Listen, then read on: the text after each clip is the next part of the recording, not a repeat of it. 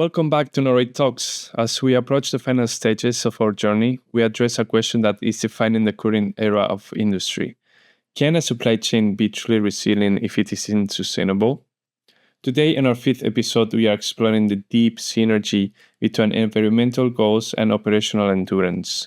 Within the Narrate project, we don't view sustainability as a hurdle to overcome, but as a driver for innovation. By optimizing our processes to be more resource efficient and circular, we aren't just helping the planet, we are making our own manufacturing network leaner and less dependent on volatile external resources. Our goal today is to discuss how smart manufacturing technologies like AI and IoT can contribute to the circular economy and resource efficiency, helping European manufacturers meet the environmental targets while maintaining the power to withstand global disruptions.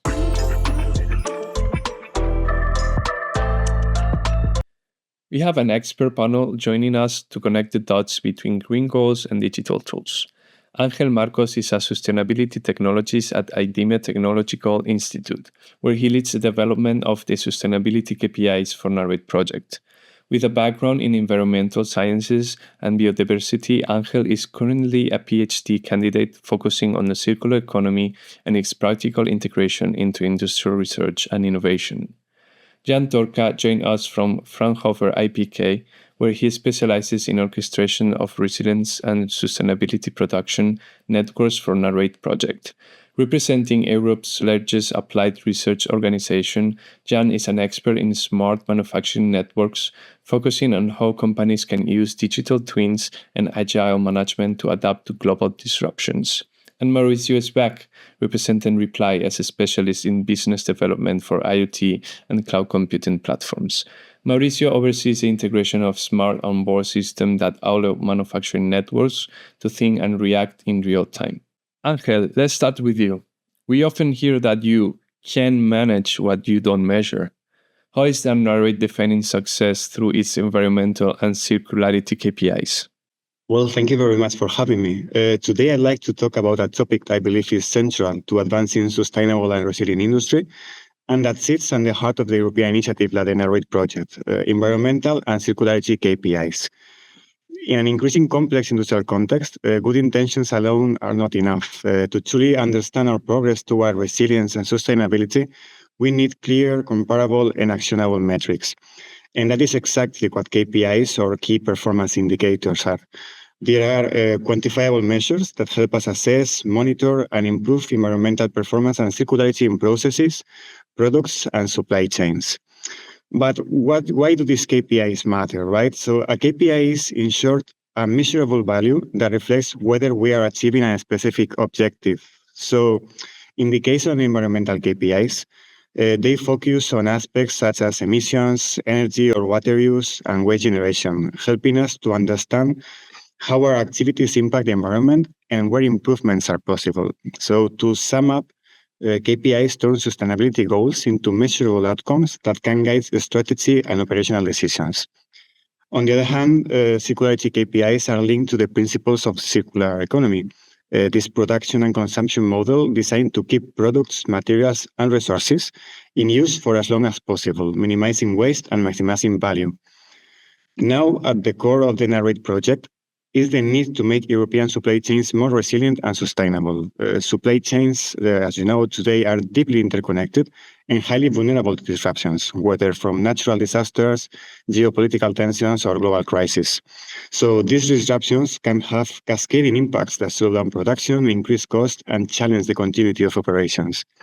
The Narrate initiative aims to enhance overall supply chain resilience and sustainability by developing advanced digital tools that provide end-to-end visibility, proactive risk identification, and real-time decision support across these complex manufacturing networks without neglecting environmental consideration, which is key from our point of view. So in that sense, by linking environmental and circularity KPIs with resilience metrics, organizations can manage both sustainability and continuity objectives together. This means not only preparing for disruptions and recovery quickly when they occur, but also ensuring that recovery pathways and operational responses reduce environmental impact and increase circularity throughout the supply network. Now, I would like to share key examples of environmental and circularity KPIs to help better understand the concept and how it can be applied in practice.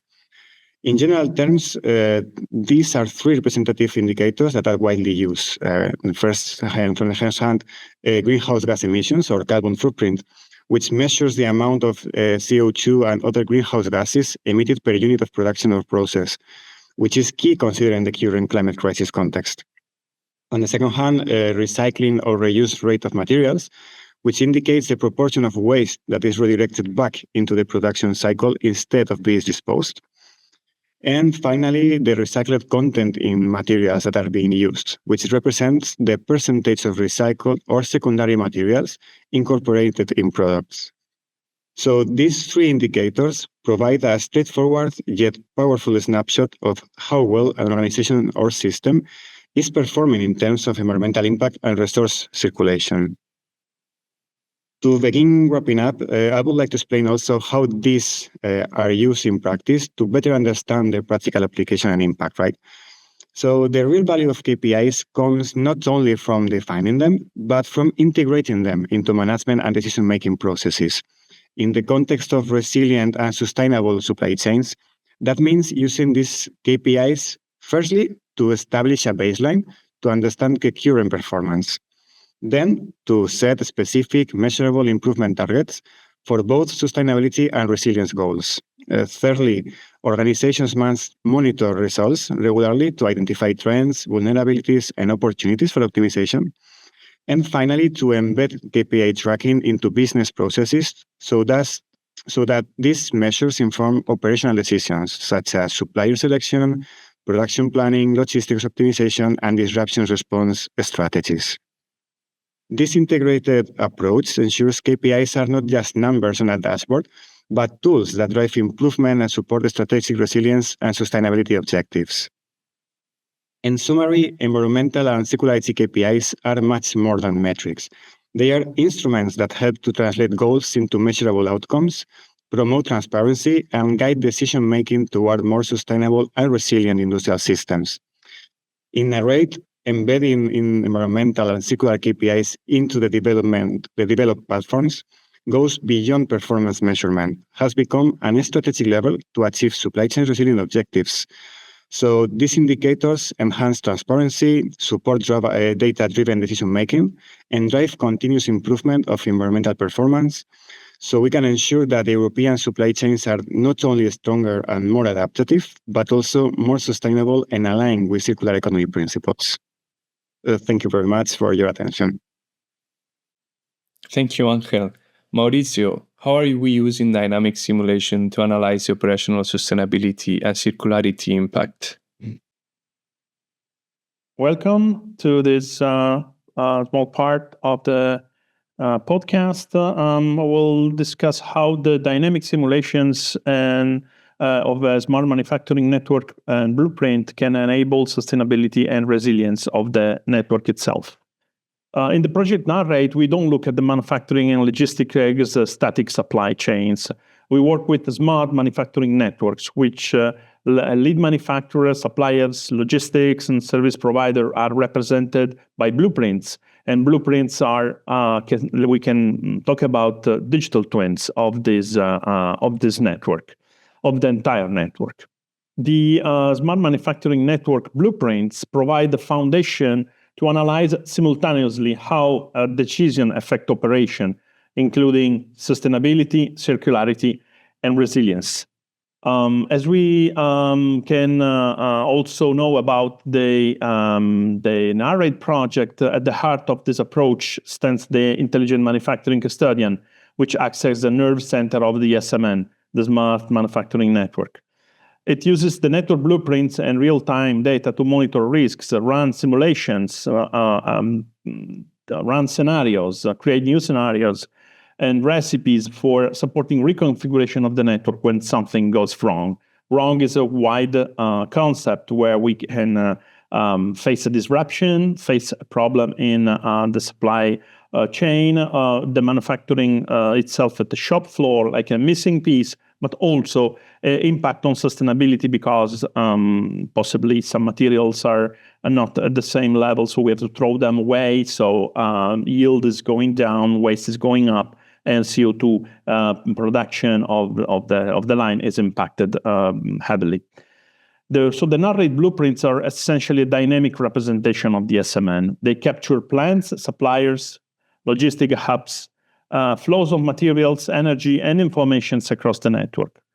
On top of the structural view, we also encode the process behavior, dependency in the supply and logistic chain, environmental aspects such as energy use and emissions, and circularity options such as reuse, remanufacture, recycling, and most and foremost, the usage of secondary materials. So the SMNs can simulate a digital twin where blueprints are used in a resilience roadmap, and we can run stress tests of the SMN. The stress test means what happens if, so there are kind of what-if scenarios, but also we can simulate during this dynamic simulation kind of an animation of the SMN blueprint, how the network behaves over time under realistic disturbances, and quantify sustainability and resiliency outcomes. To make the sustainability and circularity assessment of the SMN reconfiguration so it's robust and comparable, we integrate a tool which is called OpenLCA, Open Lifecycle Assessment, a leading open source lifecycle assessment tool with interesting databases also built at a European level. So into the resilience, sustainability, and circularity stress testing tool, so RSCS tool. In practice, this means that alternative SMN configurations and reconfiguration options, which are defined and simulated on top of the digital blueprints, can be exported as foreground systems into OpenLCA, and where they are constantly linked and with recognized LCA databases and impact assessment methods.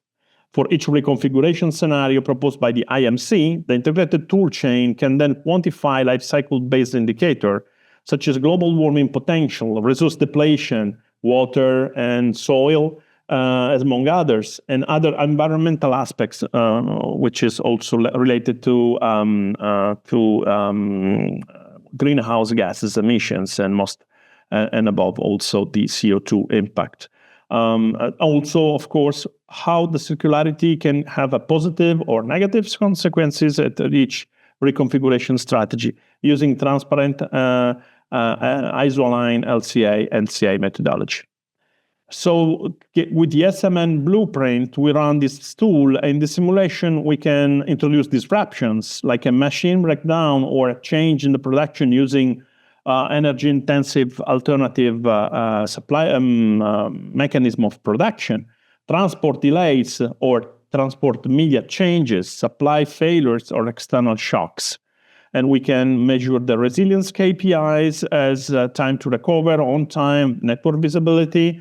At the same time, measure environmental and circulator KPIs, CO2 energy consumptions, waste generation, and circular material use. So by enriching the SMN blueprint with energy, resource, and process data, we can simulate a shift in production to periods with or sites that have a lower carbon intensity or different energy sources. We can consolidate and reduce batches to reduce to reduce scrap, rework, heating, and create buffers and rescheduling to accommodate constraints that can happen suddenly in the energy and the logistics.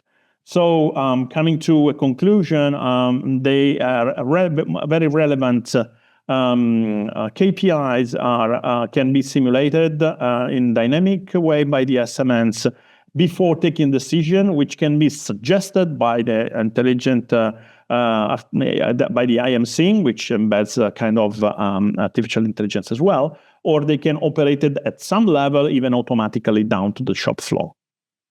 Thank you for listening. And finally, Jan, theoretical models are great, but the energy is safe in the workflow. Can you go into the workflows that minimize environmental impact and conserve energy?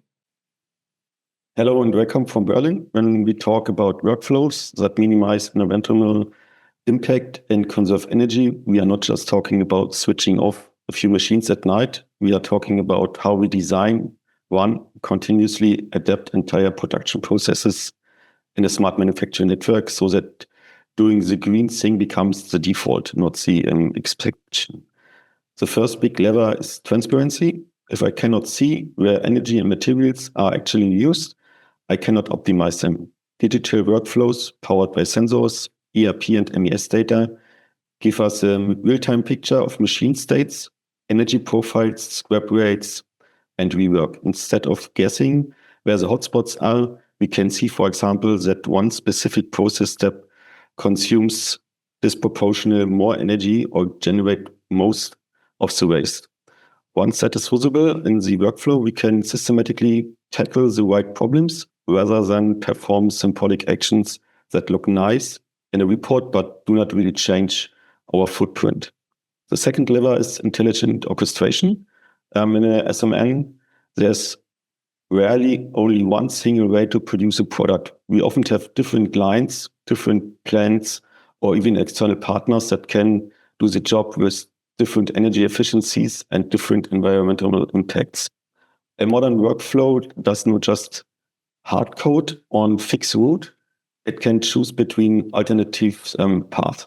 For example, it can route an order to a site that is currently running on a higher share of renewable energy. It can prefer a supplier that is geographically closer to the customer to reduce transport emissions. Or it can select a process that reuse refurbished components instead of consuming new raw materials. And the import point is those are not one-off strategy decisions. They can happen order by order, driven by data and rules in a workflow engine. The third lever is embedding sustainability into the decision logic itself. Today, many production and planning systems still optimize mainly for cost, lead time, and utilization. If sustainability does not appear in the objective functions, the system will never systematically choose the more sustainable option when it is slightly more complex or slightly more expensive. In smart manufacturing networks, we can change that. We can add metrics like energy consumptions per unit, CO2 per unit, share of secondary materials, or weak cyclability into the optimization criteria. That means the workflows, as a workflow, is not only asking what is cheapest and fastest, it is also asking what is best for our environmental targets. Energy use and environmental impact become first-class citizens in the way we schedule, route, and execute work. Let me make this a bit more concrete with a simple example. Imagine a company producing battery modules across several plants. A smart workflow can schedule the most energy-intensive formation steps in the location where renewable energy is currently available. At the same time, it can prioritize the use of recovered cells coming back from the field through a reverse logistics process instead of automatically ordering new cells. And it can consolidate shipments so that fewer trucks have to move parallelly to added pallets around Europe. None of these relies on a heroic manual planning. It is encoded in rules that the workflow engine executes every day.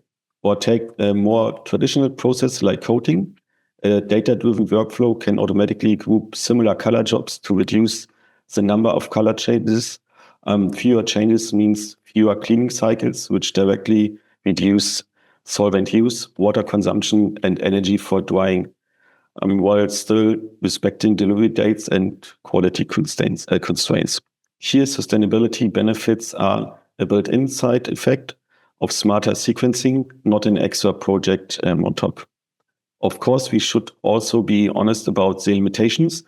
Better workflows alone do not magically make us sustainable.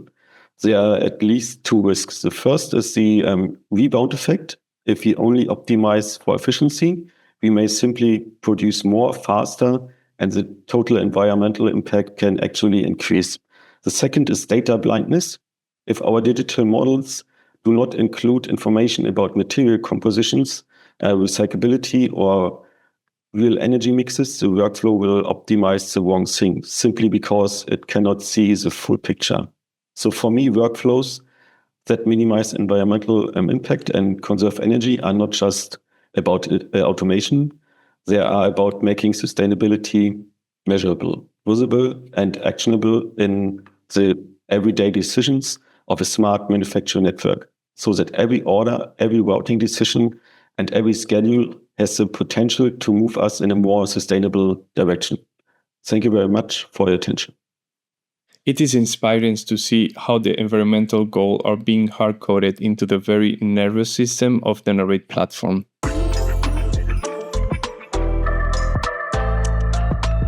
I want to ask Ángel and Maurizio, how does seeing the sustainability scores live on the dashboard change the way managed response to a crisis? Does it prevent them from making fast but dirty decisions during disruptions? When discussing supply chain management, which is key, is to be able to act before a disruption happens, to be able to prevent those disruptions to truly affect your company. So if in normal conditions you are able to assess your provider, for example, and to understand which is their environmental impact, a disruption could make you to stop doing that. So if you are able to access to those data, you are able to prevent that potential environmental impact to happen if a disruption actually gets to happen. Yeah, if I may add something, also the availability of such data in real time on a dashboard is something that really changes the behavior of the decision maker, because we always think about ex post measurements. An entire year of production can create X amount of CO2 because we just divided the total, but it's not something you can really execute or operate upon when you have to take a decision. This is something maybe is getting better, maybe is getting worse. At the end of the year, we will check as we put together. These kind of things are very not actionable. So having a dashboard and say, my decision is impacting positively or negatively in various ways, and I have informed decision to do that is day by day, minute by minute, second by second. Unfortunately, sometimes it happens. Decision making, which can be pushed by urgency, but also provides you an insight on what's the impact. So definitely is a game changing mechanism. Sure. Jan, in a smart manufacturing network, how does these new workflows ensure that we aren't just saving energy in one machine, but actually keeping materials in the loop across the entire supply chain? In a smart manufacturing network, we don't just monitor OEEs or energy per machine. We model material flows in digital twins and blueprints across the whole order to delivery chain. That means we can see where materials enter, where scrap and byproducts occur, and where components come back through reverse logistics. The same workflow engine that decides which line or plant produces an order can also decide what happens to materials at the end of each step. Reuse, remanufacture, recycle or disposal. Workflows can, for example, automatically route returned products or to inspection and remanufacturing partners instead of letting them silently disappear as waste or something like this. Okay, all. So often people think that being sustainable makes a company less resilient because it adds complexity. Based on the Narrate project's results, how does being green and circular actually make a company stronger and better able to survive unexpected global events? I believe that in the first time, it's true that having a lot of different options can give that image that it gets more complicated. But in the end, when a disruption happens, the more options you have on the table, the more flexible you are going to be, and the faster you are going to come back to your original state and to try to prevent that disruption to truly affect you, to also avoiding the heavier environmental impacts that disruptions may have, right? I'm sure Maurizio and Jan can have more insights on this. Yeah, sure. the many options are a day by day, let's say, situation in manufacturing. So the managers and the production on the production floor and the supply chain managers always have to face with multiple decision to take and manage multiple data sources.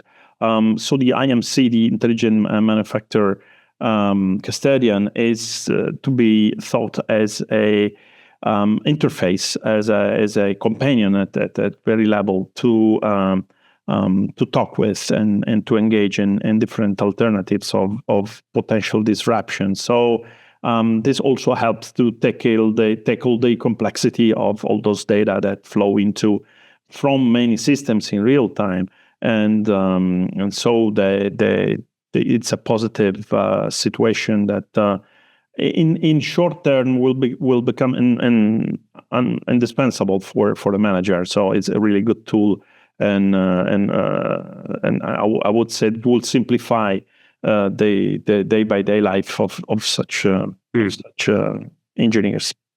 Also, if I may add something, leaving aside of this management point of view, which is key and fundamental for the project, but we should also consider that the impacts itself of climate crisis and ecological crisis, which are heavily linked to these natural disruptions, obviously, but also with geopolitical disruptions, are really linked to sustainability. In the end, the costs of not preventing our environmental impacts are higher than the costs of diversifying our supply chains and adapting to this context and investing in this way of being able to overcome disruptions. Yeah, I would go in the same direction. So circularity and sustainability do add complexity, of course, and the net results suggest that this only becomes resilience if you manage it through a digital orchestrator. If companies just bolt on green measures without integrating them into their data and workflows, they get their complexity without the benefit. But if they use tools like the IMC to turn circular options into visible, actionable choices, then being green and circular is not a trade-off with resilience. It is one of the main ways to build it.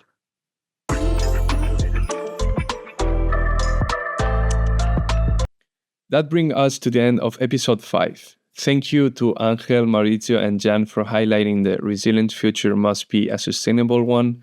As the Narrate project moves forward, these circular economy principles will remain at the heart of everything we build. Next time on Narrate Talks, we have reached the end of the road, but also a new beginning.